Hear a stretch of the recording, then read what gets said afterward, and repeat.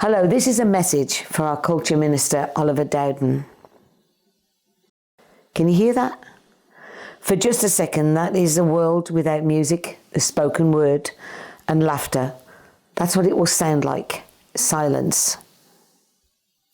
I've been immersed for decades in the entertainment world in one vein or another. And although I am not famous, I cannot stand by and see a world with none of the joys that I have, along with others, heard all my life. I fully understand everyone throughout the country and indeed the world are struggling, and for sure they're in my thoughts and in my prayers. However, I feel that I have to speak up on this subject for all those who bring so much pleasure and also vast amounts of revenue here in the UK and worldwide. In London alone, 765 million is generated by the West End and its theatres. 1.28 billion across theatres in the UK. Even VAT is £127 million. This is huge. Surely a plan must be coming to get the revenue back into our economy. It's not only the theatre and the entertainment world, it's the amount of people who are involved in making all of these things work. What is a wedding without music? What is a theatre, TV and film without all those who make them come to life? What is a concert or a live show without great musicians and performers and all the backstage and front of house staff? What indeed is a musical without singing? What is a hotel or bar without live music, outdoor events, choirs, etc.? As an example, in my hometown of Blackpool, along with all holiday resorts in the UK, live entertainment is important and can be done with safety measures put in place. Mr. Dowden, I ask very respectfully that you please better recognise this industry. It is important, and at this time there doesn't seem to be any clarification and transparency which is needed to allay the fears that are being felt so badly.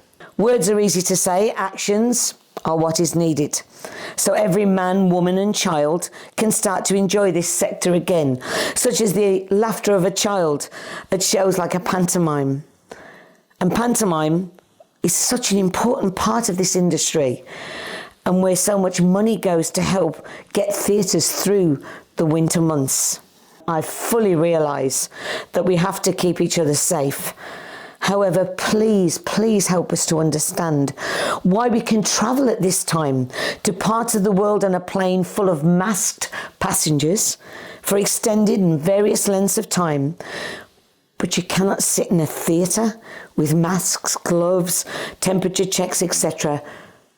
for approximately 2 hours. If air conditioning is the issue, then surely this can be addressed in entertainment venues. Please do not misunderstand me, Mr. Dowden. I am not trying to tell you how to do your job. However, as a professional woman inside a high-profile position, I want to do my part to get this industry back on its feet, albeit step by step and safely. And Mr. Dowden is our Culture Minister. The roadmap you speak of just needs the transparency and clarification of dates and targets of what is to happen to all involved in this area. As you appreciate, I'm sure, to live without music, no laughter, no culture, and just have silence is really not acceptable. And if the process is to be slower in some areas, can you explain what the government are going to do to support all those people involved and save them? Please take a look again at the long list of people who risk losing their jobs. The list is huge. The domino effect, devastating. Not to mention the effect of their mental health and well-being, profoundly felt at this anxious time by so many. The detailed plan has to come and come fast. And just one last point. If children can go back to school in September, without social distancing, can they go to a pantomime this Christmas?